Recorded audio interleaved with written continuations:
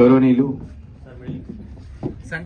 సమాజానికి, సినీ ప్రపంచానికి, అదేవిధంగా మంచికి మార్గదర్శకులు శ్రీ సుమన్ గారు, మీరు రావటం చాలా అదృష్టంగా భావిస్తున్నామండి.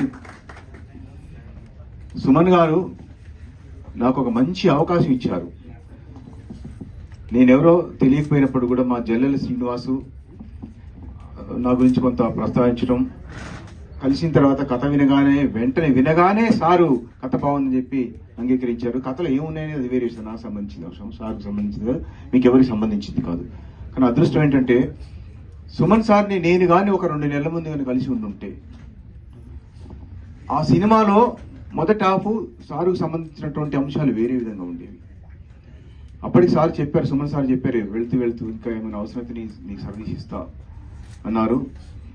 అయితే మొత్తం అయిపోయి చేసిన తర్వాత నా బడ్జెట్ రీత్యా కావచ్చు, సినిమా అంతా చూస్తే సార్ని ముందు ఏర్పాటు చేసుకోవడానికి ఛాన్స్ ఉంది దాంట్లో.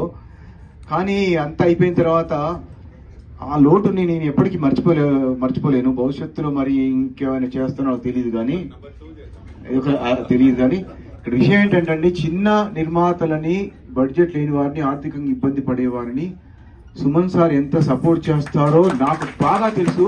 అది ఇప్పుడు చెప్పను, నేను చెప్పాల్సి వచ్చినప్పుడు చెప్తాను. ఇంకొక రోజు 2 రోజులు తీసుకున్నట్టయితే సినిమా ఫస్ట్ హాఫ్ మీకు చూస్తే తెలుస్తుందండి. ఫస్ట్ హాఫ్ వేరే విధంగా ఉండదు. ఇంకోటి చెప్తున్నాను, ఈ సినిమా చూసిన తర్వాత సార్ కొత్త కోణాలు కనిపిస్తారు, సినిమా అంతా కొత్త కోణాలు కనిపిస్తుంది. అసలు ఈ సినిమాని ఎందుకు తీయాల్సి వచ్చింది అంటే, సినిమా అనేది ఫ్యాషన్ అనేది ఒక ఎత్తు అయితే, ఈ సినిమాలో ఉన్న అంశాలు దేశంలో జరిగే సంఘటనలన్నీ కలిపి వాస్తవిక అంశాలను తీసుకొని ధైర్యంగా పొందుపరిచి ఏకదాటిగా దేశాన్ని ప్రేమించండి, రాజకీయాలు, గొడవలు, స్వార్థాలు, మతాలు, కులాలుగా అవినీతి కాదు అని తెలియచెప్పేందుకు నేను కొన్ని వాస్తవాలు జోడించి ధైర్యంగానే సినిమా తీశాను. సినిమా తీసేటప్పుడు ధైర్యంగా తీసేటప్పుడు ఒకరోజు షూటింగ్ అయిపోయిన తర్వాత అందరూ మొత్తం సైలెంట్ అయిపోయారు. అందరు సైలెంట్ అయ్యారండి. ఏంటి సైలెంట్ ఎందుకు అయ్యారంటే, ఆ సన్నివేశం 2 సన్నివేశాలు. ఒకటి, ఒక అమ్మాయి చనిపోయినప్పుడు అంబేద్కర్ ఫోటో చూశారు. బట్ అమ్మాయి చనిపోగానే అంబేద్కర్ గారి మీద అమ్మాయి బ్లడ్ పడుతుంది. అప్పుడు అంతా సైలెంట్ అయ్యారు. సరే, అది తర్వాత మేము ఆలోచించి దాన్ని పక్కన పెట్టాము. అంబేద్కర్ గారు ఉంటే చాలనుకున్నాం. మా అమీర్ కజరాని కో డైరెక్టర్, అతను బాగా అతనిది డైరెక్టర్. ఓల్డ్ సిటీ ముస్లిం అతను. ఓల్డ్ సిటీ ముస్లిం అని ప్రత్యేకంగా ఎందుకు చెప్పానంటే, ఇందులో ముస్లిం సంబంధించిన అంశాలన్నీ కూడా ముస్లింసే ఇన్వాల్వ్ అయ్యి ఇంట్రెస్ట్ గా రాయించి మరీ తీయించారు. ఇంకోటి ఏంటంటే, ముస్లిం మహిళలు జై శ్రీరామ్ ర్యాలీ వెళ్తుంటే ముస్లిం మహిళలు బొట్టు పెట్టుకుని జై శ్రీరామ్ అని మద్దతు పలుకుతారు, మత సామరస్యంతో. అది పెట్టేటప్పటికి అది పెట్టించింది ఆయనే, అమీర్ కద్రాని, ముస్లిం. అతనే మహిళని బొట్టు పెట్టించి 2 ఏళ్లు నా కోసం ఓపిక బట్టి, అతని వాళ్ళే సినిమా తీసానని కూడా చెప్పొచ్చు, 2 ఏళ్లు దీనికి పనిచేసి ముందుకు తీసుకెళ్లాడు. ఆ రోజు ఏమైంది, అందరు సైలెంట్. ఏంటంటే, మీరు ముస్లిం మహిళలు బుర్కాలు ఉన్నప్పుడు బొట్టు పెట్టించారు, మరి పెద్ద గొడవ అయితే అన్నారు. ఆ ట్రైలర్ వచ్చాక కొంతమంది నేను చూపించా, అరే పని ఉందండి, ఇది మత సామరస్య అనేది ఉంది అనేసి ఒక కోణంలో చెప్పారు. అంటే ఈ 2 సంఘటనలప్పుడు అంత సైలెంట్, అంత టెన్షన్ పడి నేను ఇక వదిలిపెట్టి వెళ్ళిపోతే ఇలాంటి అంటే సినిమా అంశాలు ప్రస్తావించడం జరిగిందండి. గౌరవనీయులు శ్రీ ఘర్షణ శ్రీనివాస్ గారు, మా లోహిత్ అన్న, అదేవిధంగా అంకితా ములేరి హీరోయిన్, సోదరి సంధ్యా జనక్ గారు, నన్ను మన్నించాలి, అదేవిధంగా ప్రతాని రామకృష్ణ గౌడ్ గారు, పెద్దలు సుమన్ గారు, అందరి వారు సుమన్ గారు. సుమన్ గారి గురించి చెప్పాలంటే ఎవరికి వారు నా సుమన్ గారు అనుకుంటారు.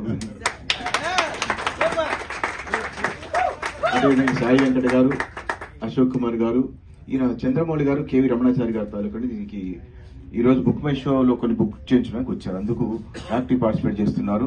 బుక్ మై షో కూడా సిద్ధంగా ఉంది కాబట్టి ఇంకా టైం తక్కువ ఉంది కాబట్టి ఇంకా మాట్లాడాల్సినటువంటి పెద్ద ప్రధాన రామకృష్ణ గారు, ముఖ్యంగా సుమన్ గారు,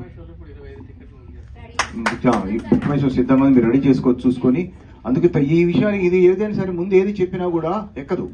ఇది కొంచెం జనాల్లోకి వెళ్ళి సక్సెస్ అయిన తర్వాత ఏది చెప్పినా ఎక్కుతుంది కాబట్టి చెప్పాల్సిన విషయాలు అప్పుడు చెప్తాను. సుమన్ గారు నాకు ఎంత మేలు చేశారనేది నా గుండెకు తెలుసు, ఏం చెప్పారో నాకు తెలుసు. అందుకోసం ఆ రుణం తీర్చుకోవడానికి మన అవకాశాలను కోరుకుంటున్నాను.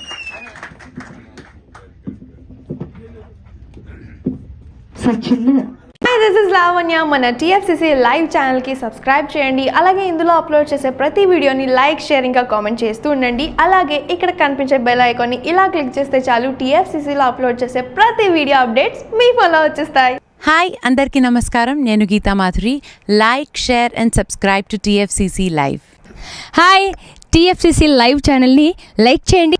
హాయ్ ఎవ్రీబడి, యూట్యూబ్లో సబ్స్క్రైబ్ చేయండి, వ్యూ చేయండి, ఫాలో చేయండి for all news about Telugu films. TFCC live, don't forget, subscribe and like. Hi, this is Rashmi Thakur. Please like, comment, share and subscribe TFCC Live. Please subscribe to TFCC. Hi, నేను మీ Saptagiri. Please hi అండి, నేను మీ Karthikeya. TFCC live ఛానల్ని like చేయండి, share చేయండి, subscribe చేసుకోండి. This is Nikhil. TFCC ఛానల్ని encourage చేయండి, like చేయండి. Please subscribe TFCC channel. Like చేయండి, షేర్ చేయండి. Hi, please subscribe TFCC. Please do subscribe to TFCC live channel and like, share and subscribe చేయండి.